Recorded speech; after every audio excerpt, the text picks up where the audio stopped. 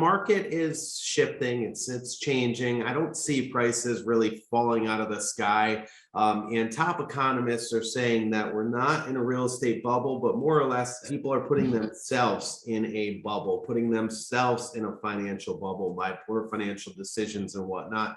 I'm curious on your end, with your background with foreclosures and short sales, what you see coming up the pipe. And I think the consensus really is that right now, there's some red flags, with the fact that, people are paying a little, and like you said, the people are paying a little more than what or a lot more at times of what the value, the true value of the property is, even in an inflated market the way it is today. And that is there, potentially a problem that you don't see right now, but you might see down the road. So I think that everybody on the panel was saying that you probably won't see foreclosures for a little while, because the equity that people have in their homes is shielding them or giving them options to get out of the situation that they're in if they're having financial difficulties today. There's significant equity in everybody's homes these days, and that allows for them to sell the property and still make something.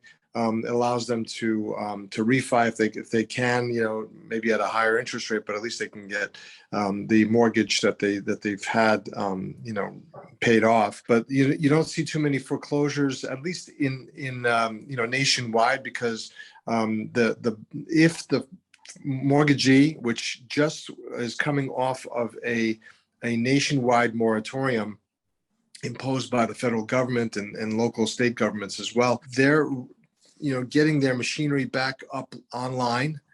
They're having difficulty, hiring people to get that to happen. So the machinery is taking some time to foreclose properties. But when they do get to the point where they're coming to a foreclosure sale, depending on the region, depending on how the foreclosure is done, the property may be sold to a third party at that foreclosure sale. Here locally, in Rhode Island, Mass, Connecticut even, you might see more REOs eventually, just because we do it non-judicially here. It's more just notices and mailings than it is going to court, because the court process happens after the foreclosure sale takes place. The foreclosure sale is done non-judicially. So when the sale has taken place at the property, typically, right? Lots of times you'll see the property go back to the bank, here, because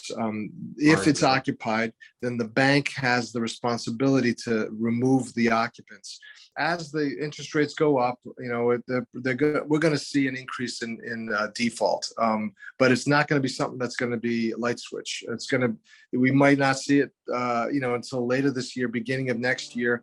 And it depends on, it's more geographically defined than it is anything else.